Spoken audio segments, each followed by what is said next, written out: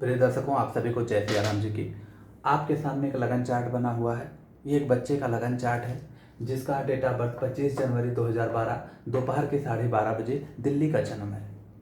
इस कुंडली पर आज हम विश्लेषण करने वाले हैं। आखिर कौन सी शुभ और अशुभ स्थितियाँ इस जातक के जीवन में घट सकती हैं, मुख्य मुख्य चीज़ों का यहाँ पर हम चर्चा करने वाले हैं। तो आइए सीधा कुंडली पर फोकस करते हैं। आप देख सकते हैं कि मेष लगन की कुंडली बनी हुई है। जब मेष लगन की कुंडली बनी हुई है तो आप कहीं से भी कुंडली देखने की शुरुआत कर सकते हैं। ऐसे मुख्य रूप से लगन और लग्नेश से ही किया जाता है। लेकिन आइए हम कहीं पर भी दृष्टि डाल देते हैं कुंडली पर और देखते हैं उसका फल कैसे निकाला जाएगा। आप देखते हैं कि चंद्र और शुक्र का योग बना हुआ है 11वें घर में। फिर आपने देखा कि वहां से सीधा मंगल की भी दृष्टि बनी हुई है, यानी कि चंद्र शुक्र का युति का संबंध, चंद्र मंगल का दृष्टि संबंध और मंगल शुक्र का भी दृष्टि संबंध बना हुआ है। अब ये चंद्र शुक्र की युति और मंगल चंद्र और मंगल शुक्र का जो दृष्टि संबंध है, इसका फल क्या हो सकता है, इसी पर हम चर्चा करते हैं। देखिएगा, आप देखेंगे कि चंद्र शुक्र का योग है तो चंद्र क्या है, चंद्र चतुर्थेश है। चौथा भाव क्या होता है, जमीन जायदाद वाहन प्रॉपर्टी और माता का होता है। ये उठा और लाभ भाव में चला गया। किसके साथ चला गया, धनेश और सप्तमेश शुक्र के साथ चला गया। तो जब धन भाव के स्वामी का संबंध केंद्र भाव के स्वामी से चंद्र के साथ, यानी कि चंद्र और शुक्र का संबंध कहाँ बना, लाभ भाव में बना। लाभ भाव दूसरा धन भाव माना गया है, सोर्स ऑफ इनकम का माना गया है, सभी प्रकार की इच्छा पूर्ति का माना गया है और सभी प्रकार के लाभ का माना गया है। तो जातक की कुंडली में चौथे घर का स्वामी चंद्र और वाहन का कारक शुक्र लाभ भाव में चला गया। कोई संशय नहीं कि जातक को चौथे भाव से संबंधित सुख सुविधा की पूर्ति होगी, जैसे वाहन की प्राप्ति होगी, माता का सुख बेहतर रहेगा, जमीन जायदाद प्रॉपर्टी का भी सुख मिलेगा। धन भाव और चतुर्थ भाव अचल संपत्ति का है और दूसरा भाव धन भाव का है। तो धन के स्वामी का संबंध चतुर्थ भाव से बना, यानी कि अचल संपत्ति के रूप में इस जातक को धन की प्राप्ति होगी। यह एक योग बन गया। अब कितना होगा यह हम बलाबल से देखते हैं। तो यहाँ पर हमने सड़बल लिख रखा है, चंद्रमा को 43% सड़बल में प्राप्त हुआ है और क्रम स्थान में आप देखेंगे तो ये मुझे लगता है छठे स्थान पर आता है। इसके बाद में शुक्र को 41% मिला हुआ है। तो ये सामान्य धन योग, सामान्य अचल संपत्ति का योग यहाँ से बन जाता है कुंडली में।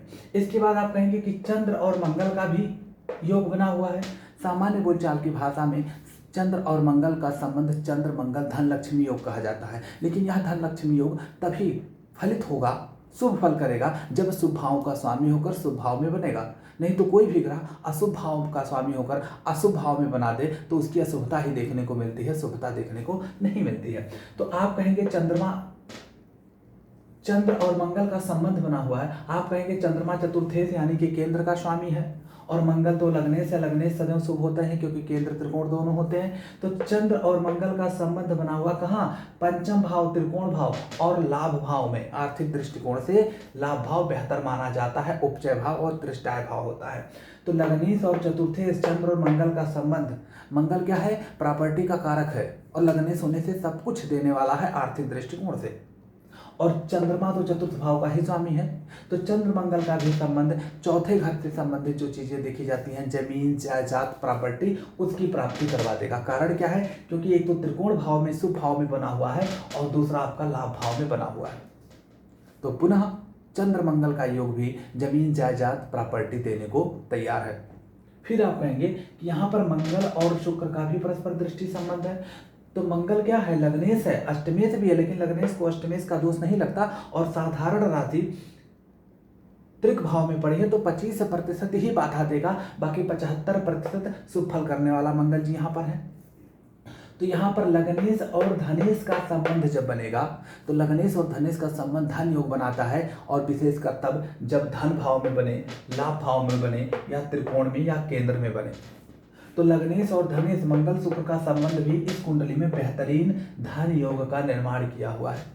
अब आप कहेंगे मंगल की इन्वॉल्वमेंट है, मंगल सड़बल में कितना है, तो मंगल देखेंगे 64% निकला हुआ है सड़बल, और सड़बल में इसको हमने तीसरे स्थान पर रखा हुआ है। यानी कि मंगल पूर्ण रूप से यहाँ पर षडबल में बलवान है। तो मंगल जी लग्नेश होकर जो चतुर्थेश चंद्र से संबंध और धनेश और सप्तमेश शुक्र से संबंध बनाते हैं, यह बेहतरीन धन योग, अचल संपत्ति का योग, जमीन जायदाद वाहन प्रॉपर्टी का योग बन गया। इस जातक के पास आजीवन जमीन जायदाद और प्रॉपर्टी रहने वाली है। ये तो एक पहलू हुआ। अब इसके बाद आप देखेंगे कि सप्तम भाव में शनि उच्च का है और इसके बाद में शुक्र जो होता है 11वें घर में कुंभ राशि का है। शनि तुला राशि में है, शुक्र की राशि में, और शुक्र देव शनि की राशि में मूल त्रिकोण राशि कुंभ में है। यानी कि सप्तमेश और लाभेश का राशि परिवर्तन योग बना हुआ देखिएगा। अब सिर्फ ये सप्तमेश और लाभेश का राशि परिवर्तन नहीं है, शुक्र सप्तमेश होने के साथ साथ द्वितीयेश भी है, तो द्वितीयेश का भी राशि परिवर्तन माना जाएगा। और शनि जी एकादशेश के साथ साथ लाभेश के साथ साथ दशमेश भी है, तो इनका भी राशि परिवर्तन माना जाएगा। लेकिन मुख्य फल किसका होगा? क्योंकि दोनों की मूल त्रिकोण राशि आपस में राशि परिवर्तन की है और दोनों सप्तम और 11वें का राशि परिवर्तन है, तो इसलिए सप्तम और 11वें से संबंधित आर्थिक दृष्टिकोण से यहाँ पर शुभ फल प्राप्त होने वाला है। सप्तम भाव आपके बिजनेस का, आपके व्यवसाय का है, 11वां घर आपके इनकम का है, तो बिजनेस व्यवसाय के माध्यम से ढेर अच्छी खासी इनकम होना, क्योंकि राशि परिवर्तन हो गया है। सबसे बेहतरीन योग राशि परिवर्तन का होता है। इसके बाद सप्तम भाव आपके पत्नी का है और 11वां भाव सप्तम से पंचम होने से पत्नी का त्रिकोण भाव भी है। तो पत्नी के नाम से बिजनेस व्यवसाय करने से भी आपको आर्थिक उन्नति की प्राप्ति होगी। पत्नी आपकी धनी और संपन्न होगी, पत्नी आपकी शिक्षित होगी, वेल एजुकेटेड होगी। क्यों? क्योंकि अगर सप्तम भाव पत्नी का लगन है तो पंचम भाव पत्नी का एजुकेशन है। लगनेश और पंचमेश का सप्तमेश और एकादशेश, यानी कि पत्नी के लगनेश और पत्नी के पंचमेश का राशि परिवर्तन, यह आपकी पत्नी को काफ़ी शिक्षित, वेल एजुकेटेड करेगी, बुद्धिमान और ज्ञानवान बनाएगी और साथ में आर्थिक दृष्टिकोण से धनी और संपन्न भी बनाएगा सारे। ये आर्थिक दृष्टिकोण से कुंडली हो गई। अब आप कहेंगे लगनेश मंगल पंचम भाव में है, लगनेश उठा पंचम में चला गया, तो एजुकेशन के लिए, शिक्षा के लिए बहुत बेहतरीन हो गया। साथ में देव गुरु बृहस्पति नवम के स्वामी होकर, त्रिकोण के स्वामी होकर पंचम भाव को देखते हैं। जातक उच्च शिक्षित होगा। क्यों? क्योंकि लगनेश मंगल पंचम भाव में उच्च का है और साथ में देवगुरु बृहस्पति की दृष्टि है। देवगुरु बृहस्पति कौन है? भाग्य के स्वामी हैं और नैसर्गिक रूप से भाग्य के भी कारक हैं। तो यानी कि शिक्षा के क्षेत्र में जातक भाग्यशाली होगा।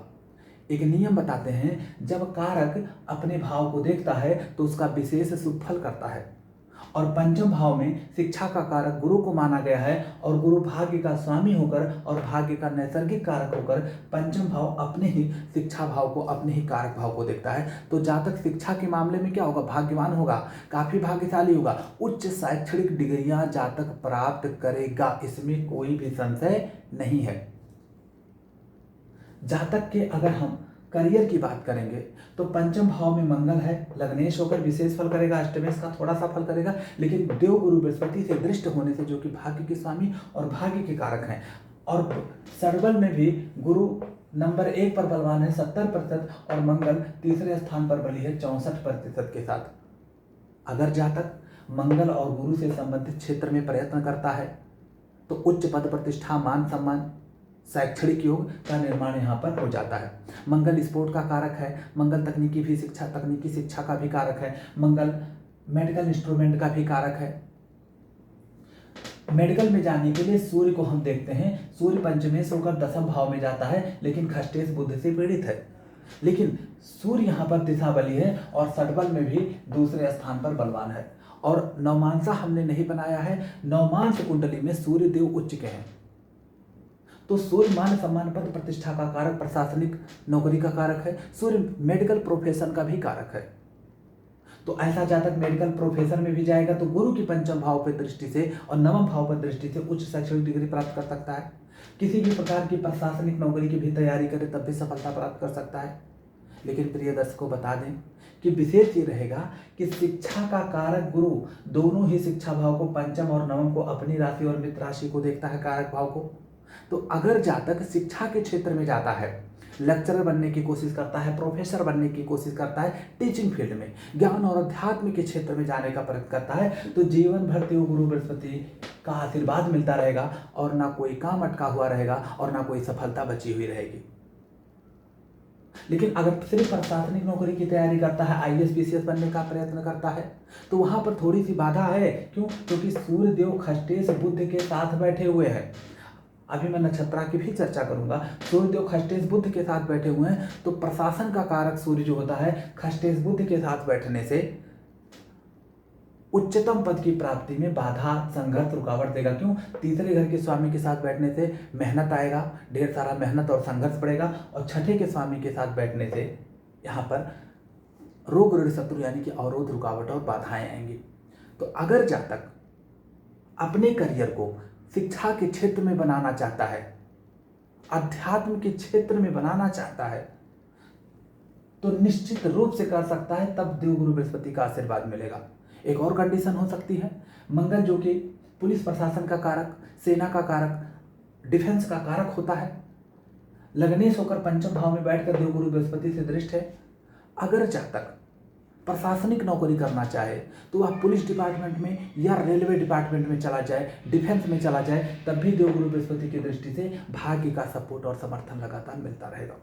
कुल मिलाकर इतना ही कहना चाहूँगा दोस्तों कि ये कुंडली शैक्षणिक रूप से और करियर के लिए बहुत बेहतरीन है, बहुत बेहतरीन धन योग बना हुआ है। अब हम बात करते हैं, कुछ निगेटिव पॉइंट की भी बात कर लेते हैं। दूसरे घर में केतु जी बैठे हुए हैं, नीच के हैं।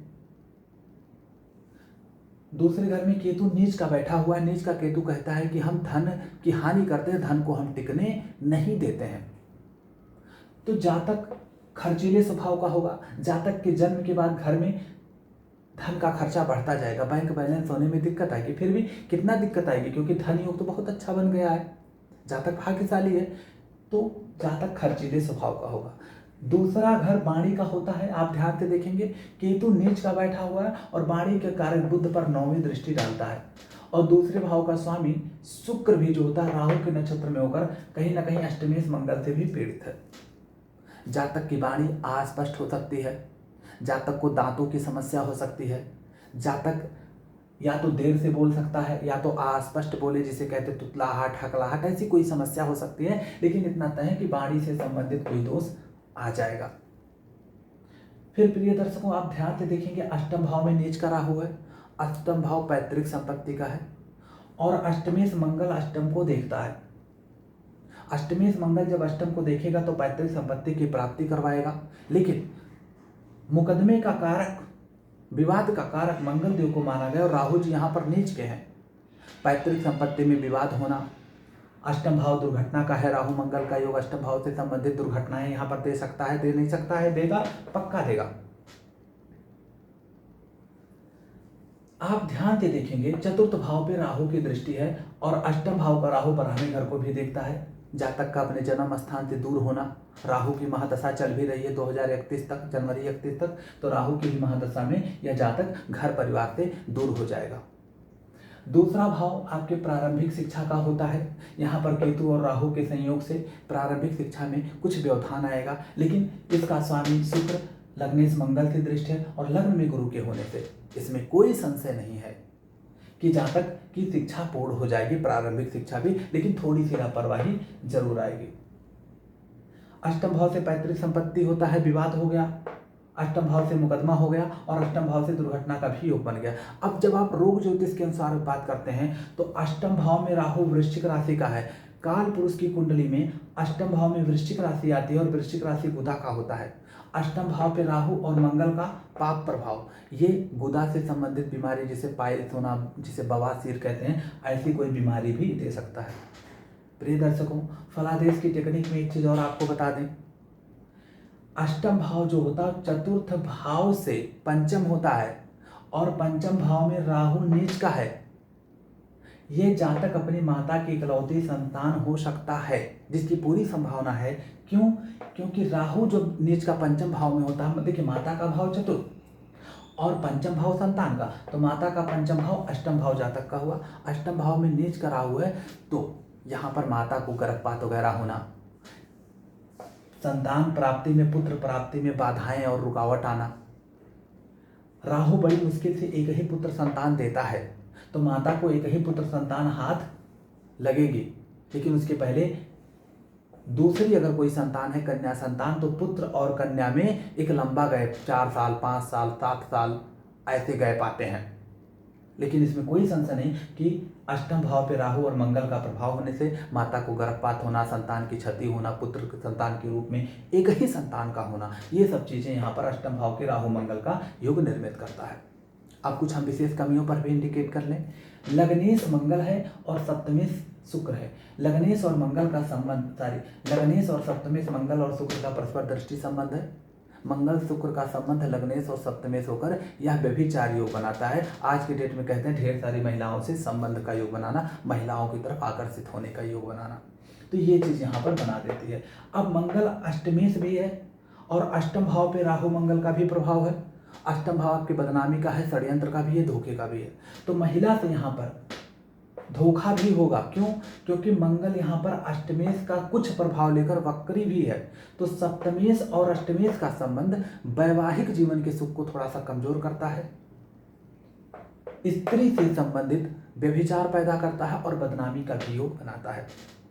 तो इस जातक को प्रेम प्रसंग से थोड़ा सा बचना होगा, अति नहीं करनी होगी, क्योंकि मंगल शुक्र का संबंध लग्नेश और सप्तमेश होने से जातक के अंदर व्यभिचार योग निर्मित होगा, महिलाओं की तरफ बार बार आकर्षित हो जाएगा। और सप्तमेश अष्टमेश का संबंध होने से महिला से संबंधित बदनामी लगना, आरोप प्रत्यारोप लगना और कहीं ना कहीं प्रेम प्रसंग का वक्री और अष्टमेश मंगल के प्रभाव से टूट जाने का भी योग बनेगा। सप्तम भाव में शनि आपका उच्च का बना हुआ है और ये गुरु से परस्पर दृष्टि संबंध बनाता है। एकादशेश और नवमेश का दृष्टि संबंध ये बहुत बेहतरीन योग माना जाता है आर्थिक दृष्टिकोण से। लेकिन शास्त्रकार कहता है कि अगर लगन में गुरु हो और सप्तम में शनि हो, इसे मानसिक उन्माद योग भी कहते हैं। लगन में गुरु के होने से जातक आध्यात्मिक हो सकता है, परोपकारी हो सकता है, ज्ञानवान और विवेकवान हो सकता है। लेकिन इस गुरु पर, मंगल की राशि में स्थित गुरु पर शनि की नीच दृष्टि पड़ जा रही है, जिससे जातक मानसिक रूप से उन्मादी भी हो सकता है, गुस्सैल हो सकता है, छल्लाहट इसमें आ सकती है। जातक में आ नहीं सकती मतलब आएगी, मतलब कि जातक ज्ञानवान और विवेकवान होते हुए भी क्रोधी होगा, मानसिक रूप से उन्मादी होगा, जल्दबाजी में कोई डिसीजन लेने वाला होगा और बहुत ही जल्दी क्रोधित हो जाने वाला होगा। पंचम भाव बुद्धि की होती है, बुद्धि भाव पर मंगल का प्रभाव है और देवगुरु बृहस्पति की भी दृष्टि है। मंगल काफ़ी एनर्जेटिक है, काफ़ी उत्साही, काफ़ी जज्बाती रहा है, तो बुद्धि में अचानक से जज्बात को उमाड़ देगा। कहते हैं ना, बहुत ज़्यादा जज्बाती होकर बोलने लगते हैं, बुद्धि बहुत जल्दी गर्म हो जाती है। लेकिन देवगुरु बृहस्पति की दृष्टि से जातक नियंत्रण भी समय पर कर लेगा। तमाम तरीके से इस कुंडली की विवेचना की जा सकती है। बस इतना ही समझिएगा कि तमाम तरीके से धन भाव के स्वामी, त्रिकोण भाव के स्वामी और केंद्र भाव के स्वामी का संबंध बनने से इस जातक की कुंडली में बेहतर धन योग और बेहतर राजयोग, बेहतरीन शिक्षा का योग बना हुआ है। कुछ नेगेटिव पॉइंट भी इस कुंडली में बने हुए हैं। नेगेटिव पॉइंट सिर्फ यह है कि तीसरे घर का और छठे घर का स्वामी दसम भाव में जाने से करियर में संघर्ष और मेहनत होगा। एक चीज़ और बता दें, शनि जो कि संघर्ष का कारक है, मेहनत का कारक है, दुख का कारक है, परिश्रम का कारक है, देरी का कारक है, यह आपके लगन भाव को देखता है और एकादशेष होकर देखता है। एकादशेष होकर देखता है, कर्जे का भी कारक है, लग्न को देखता है। यह जातक कर्जे में आ जाएगा। यह जातक के जन्म के बाद पिता को कर्ज लेना पड़ेगा जब तक जातक बच्चा है।